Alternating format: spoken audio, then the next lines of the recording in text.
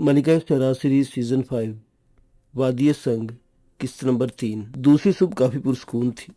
सब अपने अपने तौर पर खाने पीने की तैयारियों में मसरूफ हो गए थे, क्योंकि बुनियादी मसला होता है खाने पीने से फरागियत हासिल की गई। किसी को फौरी तौर पर आगे रवाना होने की जल्दी नहीं थी। फिर जेम्स पैरे अपने तमाम साथियों के हमरा, जिनमें एमरे, गोमी, सियान और बाकी तमाम लोग मौजूद थे, यहाँ तक कि फेरोज भी था, जो अभी तक जेम्स पैरे ही का साथी बना हुआ था। कंवर मेहताब अली वगैरह के पास आ गए और इन लोगों ने मुस्कुराते उनका इस्तकबाल किया। जेम्स पैरे भी मुस्कुरा पड़ा। हाँ दोस्तों, कैसा अजीब इत्तेफाक है। हम लोगों ने कब से तुम्हारा दामन पकड़ा है और देखो, छोड़ने का नाम नहीं लेते। बेहतर यह होगा कि अब तुम लोग भी हमसे दामन छुड़ाने की कोशिश मत करना। आप लोगों ने क्या फैसला किया मिस्टर जेम्स पैरे?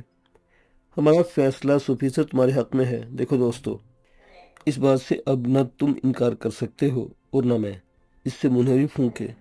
हम दोनों का मकसद दौलत का हसूल है, वो दौलत जिसकी दास्तान टारी बैगा और नीलकंठ से वाबस्ता है। इसमें भी कोई शक नहीं कि मिर्ज़ा नसीर बेग की अखबारात में शाया कराई गई कहानी ने हमें इनकी जानिब मुतवज्जो किया, और इसमें भी कोई शक नहीं कि हम कछुए की चाल चलते हुए किसी न किसी तौर पर आखिर इन खजानों तक पहुंच ही जाते, जिनका हमने अपने जहनों में तयन किया हुआ है। लेकिन हमारा नुक्ता नज़र वो है जो तुम लोगों के इल्म में आ चुका है। तुम्हारा अपने नज़रिए कुछ भी हो, टारी वैगा पहुंचने के बाद हम जो कुछ भी हासिल करेंगे, इनमें से ये तय कर लिया जाए कि कितना फीसद हमारा होगा। बस हमें वो हिस्सा दे दिया जाए। हम इससे ज़्यादा कुछ नहीं चाहते, लेकिन हम बाकी मामलात में बराबर के शरीक रहेंगे। कंवर मेहताब अली ने संजीदगी से जेम्स पैरे को देखा और बोला, इस सफ़र में सबसे पहले एक ऐसे रहनुमा की ज़रूरत है जो हम लोगों को गाइड करे और हर तरह से हमारी सरबराही करे। हम मुतफिका तौर पर यह बात करेंगे कि वो रहनुमा कौन हो। हमने इस सिलसिले में बात की है और पार्टी लीडर मुंतखब कर लिया है। आपके ख्याल में मिस्टर जेम्स पैरे, वो पार्टी लीडर आपके ग्रुप का होगा या हमारे ग्रुप का? 100% आपके ग्रुप से, और हमें इसके तहत काम करने की खुशी होगी। आपकी तरफ से इस सिलसिले में किसका नाम पेश किया जा रहा है? कंवर मेहताब अली ने पूछा। सर हदायतुल्लाह का, जेम्स पैरे ने जवाब दिया। ठीक है, हम इस नाम को ज़हन में रखते हैं, कंवर मेहताब अली ने कहा, और जेम्स पैरे बोला, अब आप लोग ये बताइए कि आप लोग किसे पार्टी लीडर मुंतखब करते हैं? मेरे ख्याल में सर हदायतुल्लाह बेहतरीन आदमी है, लार्क एंजेलो ने कहा।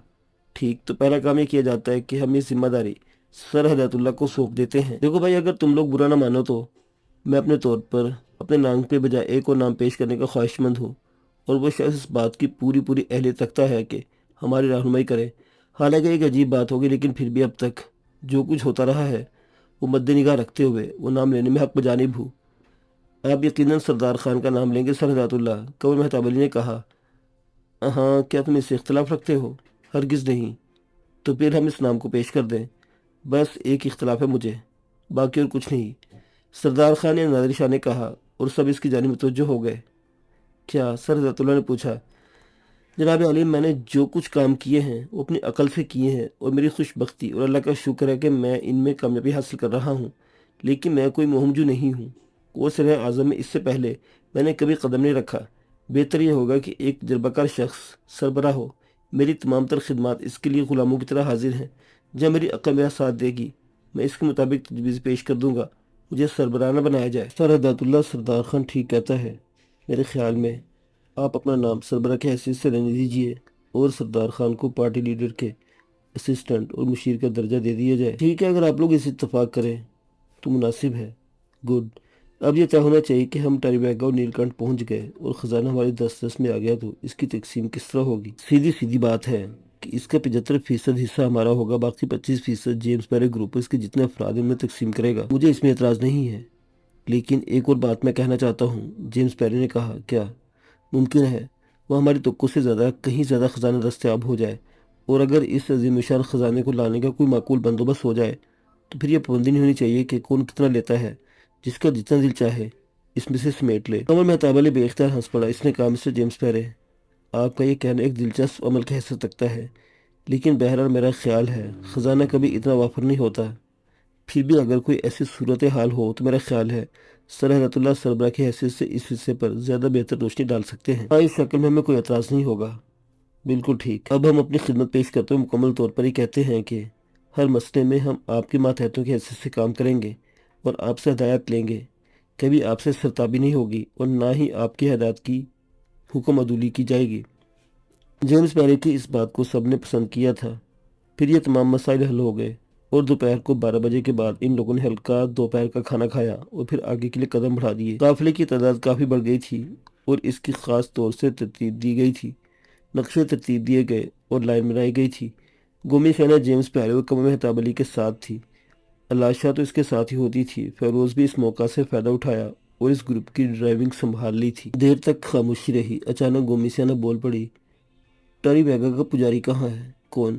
وہ چھوٹی جسامت کا بڑا آدمی۔ غالباً یوٹ کی بات ہو رہی ہے۔ ہاں، وہ دوسری گاڑی میں ہے۔ ایک بات کہنا چاہتی ہوں۔ ہاں کہو بزرگ عورت۔ اس کی حفاظت کرنا، ہر چند کے وہ خود اپنا محافظ ہے، لیکن تم لوگوں کے بہت قیمتی ہے۔ یوٹ پیر حیرت سے بولا، ہاں وہ ہمارے کس کام آئے گا؟ وقت جب گزرتا ہے تب اس کے بارے میں معلوم ہوتا ہے۔ پہلے کیا کہا جا سکتا ہے؟ اسے کوئی خطرہ ہے؟ گومی سینا نے اس بات کا کوئی جواب نہیں دیا تھا۔ وہ لوگ اس کے بولنے کا انتظار کرتے رہے، لیکن جب وہ کچھ نہ بولی تو انہوں نے بھی اس سلسلے میں کوئی اور سوال نہیں کیا تھا۔ البتہ وہ سب یوٹ کی شخصیت میں کھو گئے۔ یوٹ ایمرے کا خادم، لیکن اس میں بھی کوئی شک نہیں کہ کچھ لوگوں کو یوٹ کی پرسرار شخصیت کا تھوڑا بہت اندازہ تھا۔ وہ در حقیقت چھوٹے قد کا لیکن ایک عجیب و غریب انسان تھا۔ سفر جاری رہا اور کچھ دیر کے بعد شام ہو گئی، لیکن چونکہ دن کا ایک حصہ آرام کرتے گزارا گیا تھا، اس لیے اس وقت تک سفر کرتے رہے جب تک کہ ممکن رہا۔ اس کے علاوہ کسی مناسب جگہ کی تلاش بھی ضروری تھی، لیکن رات اچھی خاصی ہو گئی اور ناہموار ٹیلوں اور چٹر میدانوں کے علاوہ اور کچھ نظر نہ آیا، تو پھر ایک ایسی جگہ منتخب کر لی گئی۔ چھوٹے چھوٹے ٹیلے دور دور تک بکھرے ہوئے تھے، لیکن ان کا رنگ حیرت انگیز طور پر سفید تھا۔ حالانکہ مٹی میں چونے کی آمیزش بالکل نہیں تھی، لیکن بس صحرائے اعظم کی عجائبات۔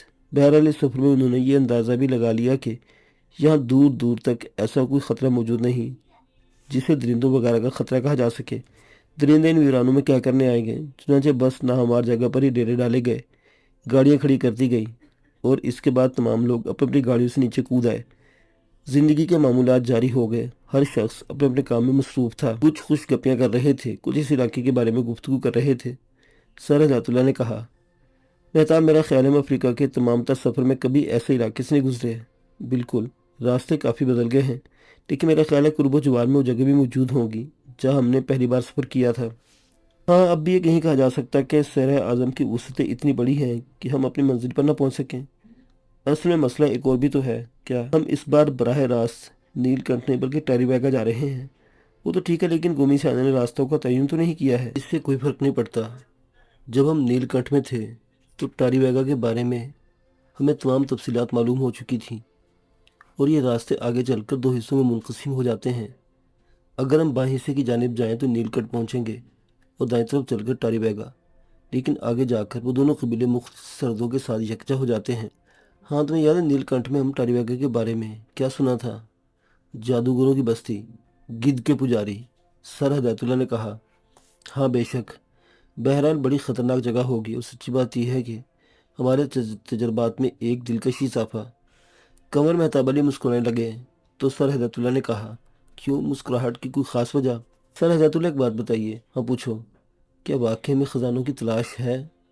قمر مہتاب علی کے اس عجیب سوال پر سر ہدایت اللہ چونک پڑا، چند لمحہ سوچتا رہا، پھر اس نے بھی ایک قہقہ لگایا۔ یہ بات مجھ سے زیادہ بہتر طور پر تم جانتے ہو، تم تو ایک اسٹیٹ کے سربراہ ہو۔ اور سر ہدایت اللہ آپ؟ خدا کا شکر ہے میں بھی ایک فارغ البال آدمی ہوں، ہدایت اللہ نے کہا۔ تو پھر سر ہدایت اللہ ہم لوگوں نے اپنی زندگیاں داؤ پر کیوں لگا دی ہیں؟ سچی بات یہ ہے کہ قمر مہتاب علی کے بعض اوقات انسان خود اپنا تجزیہ نہیں کر پاتا۔ شوق ایک الگ چیز ہے، اور شوق میں اگر طلب شامل نہ ہو تو ہو سکتا ہے اس کی وہ حیثیت بھی نہ رہے۔ میں بھی سوچ رہا ہوں، میرا اپنا ایک گھر ہے، کاروبار ہے، زندگی گزارنے کا ایک ماحول ہے۔ میری بیوی عاجز ہے مجھ سے اور کہتی ہے کہ میں نے اپنی بچیوں پر سے اپنی توجہ ہٹا لی ہے، اور یہ حقیقت ہے ہدایت اللہ۔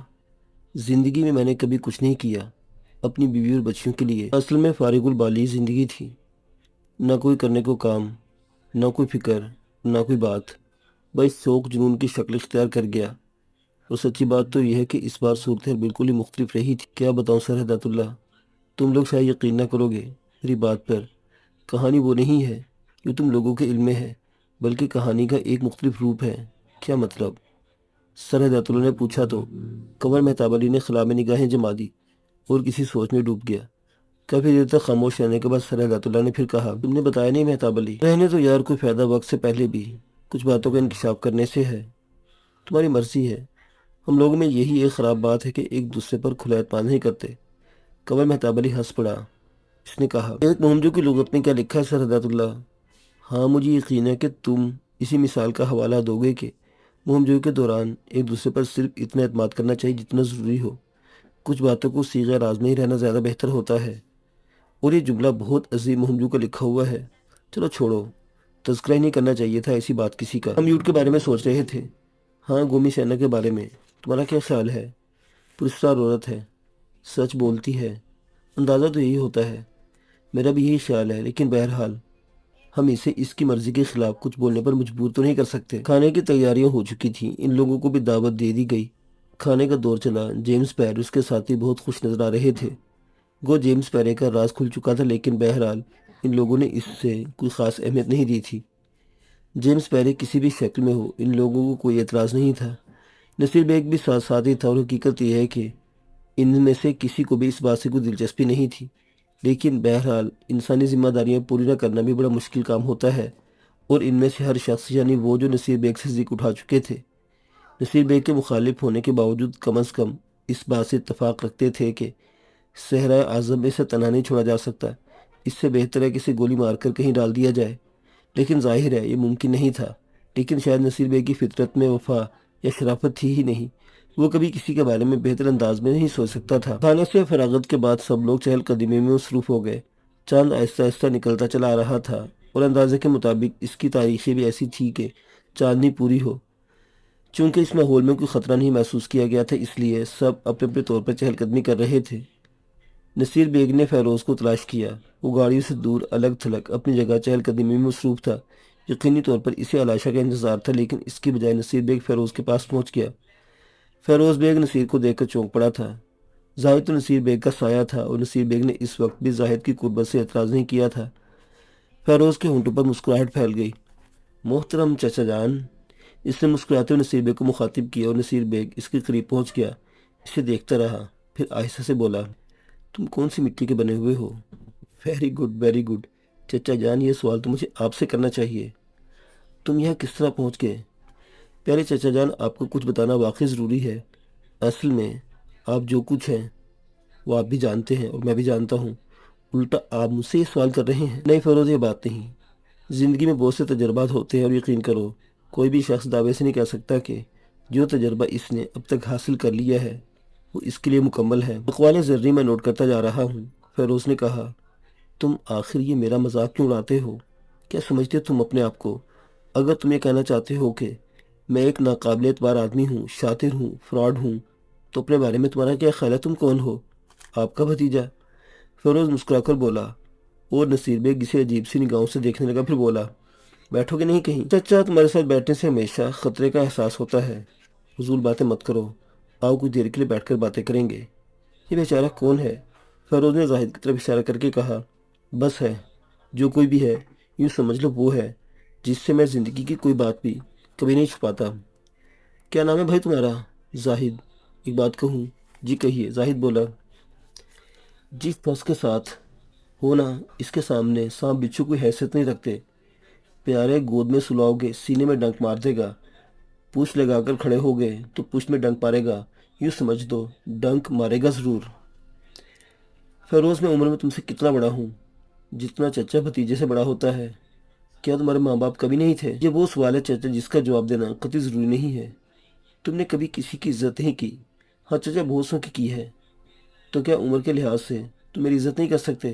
تمہاری عزت؟ چچا کیسی باتیں کرتے ہو؟ اپنے دل میں جھانکو، اس کے بعد گریبان میں جھانکو، اور پھر خود ہی جواب دو کہ واقعی مجھے تمہاری عزت کرنی چاہیے۔ دیکھو فیروز، میں ایک بار پھر تمہاری جانب دوستی کا ہاتھ بڑھانا چاہتا ہوں، تم سے کچھ بات کرنا چاہتا ہوں، کرو گے؟ چچا، دوستی کا ہاتھ نہ بڑھاؤ۔ جہاں تک بات کرنے کا تعلق ہے تو اس میں کوئی حرج نہیں۔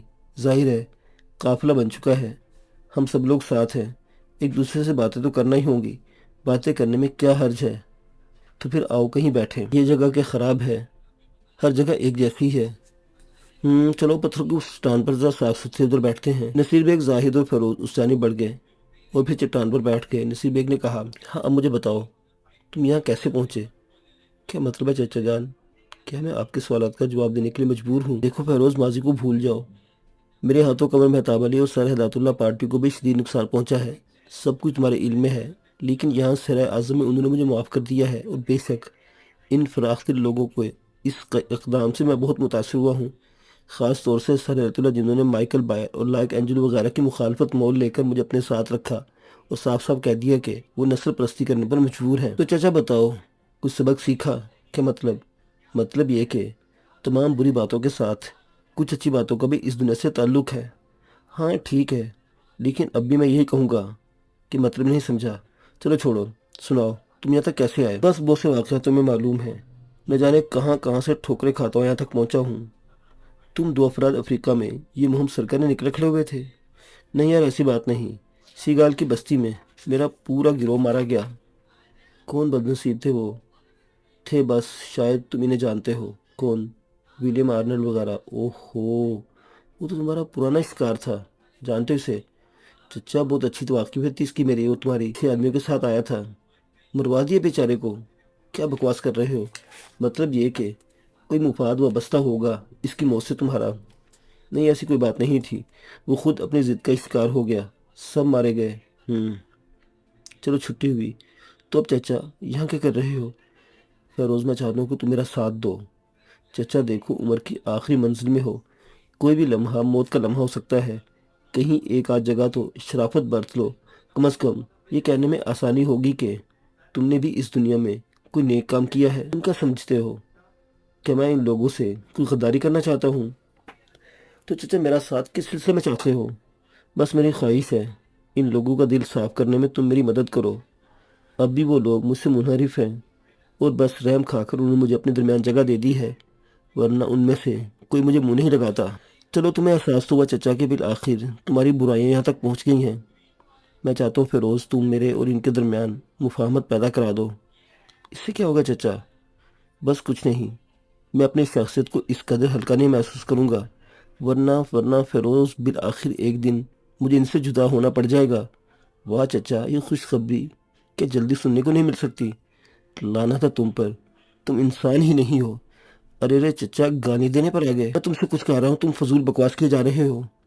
چچا جو کچھ کر رہے ہو اس پر اگر خود ہی شرمندہ ہو سکتے تو شرمندہ ہو جاؤ۔ تم جیسے آدمی کو تو سچی بات ہی ہے کہ قریب بٹھانا بھی خطرناک لگتا ہے۔ ٹھیک ہے، لیکن یاد رکھنا۔ پھر دھمکی چچا، پھر دھمکی؟ فیروز ہنس دیا اور نصیر بیگ جل کر اٹھ گیا۔ پھر وہ زاہد کا بازو پکڑ کر وہاں سے چل پڑا۔ فیروز مسکراتی نگاہوں سے اسے دیکھ رہا تھا۔ نصیر بیگ کی رگ رگ سے اسے واقفیت تھی، یقینی طور پر وہ اب بھی ان لوگوں کے لیے بہتر ثابت نہیں ہوگا، لیکن یہ بات فیروز اچھی طرح جانتا تھا کہ ان حالات میں وہ لوگ نصیر بیگ کو خود سے جدا بھی نہیں کر سکتے تھے۔ پھر کچھ دیر کے بعد علاشہ فیروز کو تلاش کرتی ہوئی آ گئی۔ فیروز کو علاشہ کا انتظار تھا۔ یہ ایک سچائی تھی کہ اس نے ساری زندگی عیش و عشرت میں بسر کی تھی، لیکن حقیقی معنوں میں عیاش طبع نہیں تھا، شراب اور عورت سے دوری رہا تھا۔ ایک عجیب و غریب زندگی گزاری تھی اس نے، لاوارث، اپنوں سے دور۔ کہانی تھی اس کی ذات سے وابستہ۔ ماں باپ بچپن سے ساتھ چھوڑ چکے تھے۔ کچھ ایسے لوگوں کے درمیان پرورش پائی جنہوں نے اس کے ساتھ ہر برا سلوک روا رکھا، اور اس کی فطرت میں بغاوت سی پیدا ہو گئی۔ بڑا ہونے پر اس نے ان لوگوں کو چھوڑ دیا، بری صحبتیں حاصل ہوئیں، اور ان بری صحبتوں سے اسے نہ جانے کہاں سے کہاں پہنچا دیا۔ لیکن شاید خاندانی پس منظر بہتر تھا کہ کچھ چیزوں سے بچا رہا۔ فریب، جال سازی، یہاں تک کہ ڈاکہ زنی بھی کی تھی، لیکن اس کے ساتھ ساتھ ہی فطرت میں کوئی گوشہ ایسا رہ گیا تھا جس میں شرافت کا عنصر بھی شامل تھا، اور چند چیزوں میں سے اس نے انسانی اقدار کو پامال نہیں کیا۔ محبت جیسی کوئی شے اس کی زندگی میں آئی نہیں تھی، لیکن اس حسین جنگلی پھول کو دیکھ کر اس کے دل میں پیار کی کونپلیں کھل گئی تھی، اور یہ کونپلیں آہستہ آہستہ اپنا رنگ جماتی جا رہی تھی۔ علاشہ کی ہر ادا اسے اپنے دل پر دھمک بن کر محسوس ہوتی تھی، اور اس دوران اس نے بارہا سوچا تھا کہ یہ لڑکی شاید اس کی تقدیر بدل دے، اور وہ اب بھی زندگی کے اس رخ کو پالے جس کے ساتھ لوگ سفر کرتے ہوئے بخوشی بوڑھے ہو جاتے ہیں۔ اس وقت بھی علاشہ اسے تلاش کرتی ہوئی آئی تھی، اور فیروز نے یہ کسوٹی رکھی تھی کہ اگر اس لڑکی کے دل میں اس کی باتوں کا کوئی اثر ہوا تو وہ آئے گی ورنہ بھول جائے گی۔ علاشہ کو اپنی جانب آتے دیکھ کر اسے ایک ایسی ذہنی سرور کا احساس ہوا تھا جس سے وہ اس سے قبل نہ آشنا رہا تھا۔ اس نے بڑی محبت سے علاشہ کی پذیرائی کی۔ میں آ گئی، علاشہ معصومی سے بولی، اور یہ ادا فیروز کے دل کو ایسی بھائی کہ وہ بے اختیار ہو گیا۔ جواب میں کیا کہوں علاشہ؟ میں نہیں جانتی، آؤ بیٹھو۔ فیروز نے کہا اور وہ بیٹھ گئی۔ تم نے مجھے بلایا تھا؟ ہاں، تبھی تو میں آئی ہوں۔ تمہارا شکریہ کیسے ادا کروں الاشا؟ کیونکہ شکریہ ادا کرنا ہوتا ہے۔ یقیناً کوئی کسی کی بات کا اتنا احساس کرے تو شکریہ تو ادا کرنا ہی پڑتا ہے۔ تو ٹھیک ہے، شکریہ ادا کر دو۔ ایک بار پھر تمہارا شکریہ، فیروز نے کہا۔ اب میں کہوں؟ اس نے سوال کیا اور فیروز ہنس پڑا۔ تم کچھ نہ کہو، ٹھیک ہے، وہ گردن ہلا کر بولی۔ میں تمہیں دیکھ کر بہت خوش ہوتا ہوں۔ ایک بات کہوں؟ جب تم سے باتیں کرنے کے بعد میں واپس گئی تو بہت دیر تک تمہارے بارے میں سوچتی رہی۔ تم بہت اچھے ہو۔ مجھے اپنی دنیا کے بارے میں بتاؤ۔ میرے دل میں بار بار یہ خیال آتا ہے کہ مجھ سے بہت سی باتیں معلوم نہیں۔ میں تمہیں بتاؤں گا الاشا۔ ان پہاڑوں میں تم نے زندگی کیسی پائی؟ کیا مطلب تم خوش رہی؟ پتہ نہیں، میرا مطلب ہے کبھی تمہارا دل نہیں گھبرایا؟ یہ تو میں نے نہیں چاہا کہ تم نے کچھ لوگوں سے تمہاری دوستی ہو۔ ہاں چاہا تھا۔ پھر کس سے دوستی کرتی تھی؟ ہاں یہ ٹھیک بھی، وہ کالے لوگ تو ہم سے نفرت کرتے تھے، ہمیں اپنے درمیان دیکھنا پسند نہیں کرتے تھے، اور پھر میرا دل کبھی نہیں چاہا کہ میں ان سے دوستی کروں، وہ مجھے اچھے نہیں لگتے تھے۔ الاشا ہماری دنیا بہت کچھ ہے۔ کیا کیا مجھے بتاؤ؟ خوبصورت مکان، کاریں، بہت سی تفریحات، سمندر، سوئمنگ پول۔ زندگی بہت خوبصورت ہے ہمارے ہاں۔ سوئمنگ پول کیا ہوتا ہے؟ نہانے کے لیے خوبصورت حوض بنے ہوتے ہیں۔ حوض کیا ہوتا ہے؟ چھوٹی چھوٹی جھیلیں دیکھیں تم نے؟ ہاں، وہ انسانوں کی بنائی ہوئی جھیلیں ہوتی ہیں۔ کہ انسان جھیلیں بنا سکتے ہیں؟ ہاں کیوں نہیں۔ ان میں پانی کہاں سے آتا ہے؟ باہر سے لایا جاتا ہے۔ اتنا سارا پانی لانے میں تو بہت وقت لگ جاتا ہوگا۔ نہیں، زیادہ نہیں، اس کا بندوبست کر لیا گیا ہے۔ میں نے تو یہ چیزیں بھی نہیں دیکھی جن میں بیٹھ کر تم اور ہم لوگ راستہ طے کر رہے تھے۔ ہاں یہ تمہارے لیے اجنبی ہوگی۔ میں نے تو کچھ نہیں دیکھا اس دنیا میں۔ اب دیکھو گے لاشا؟ ایک بات بتاؤ۔ ہاں پوچھو۔ اب ہم ٹالی بیگا جا رہے ہیں۔ ہاں، وہاں سے کہاں جائیں گے؟ واپس اپنی دنیا میں۔ کون سی دنیا؟ وہ دنیا جو میری ہے۔ لیکن میں وہاں کیسے جاؤں گی؟ میرے ساتھ؟ تمہارے ساتھ؟ وہ چونک کر بولی۔ ہاں مگر گمی سینا۔ ایک بات بتاؤ الاشا، پوچھو، کیا تم گمی سینا سے یہ کہہ کر آئی ہو کہ تم میرے پاس جا رہی ہو؟ نہیں۔ پوچھتی بھی نہیں ہے؟ نہیں۔ تم اپنی مرضی سے آ گئی؟ ہاں۔ تو پھر ہم گمی سینوں کو اپنے ساتھ لے چلیں گے، فیروز نے کہا۔ ہاں یہ ٹھیک ہے، مگر تم مجھے کیوں لے جاؤ گے اپنے ساتھ؟ اس لیے الاشا کہ میں تم سے محبت کرتا ہوں۔ مجھ سے؟ ہاں۔ وہ سوچ میں ڈوب گئی۔ چند لمحات سوچ میں ڈوبی رہی، پھر آہستہ سے بولی، مگر تم مجھ سے محبت کیوں کرتے ہو؟ اس لیے کہ تم مجھے اچھی لگتی ہو۔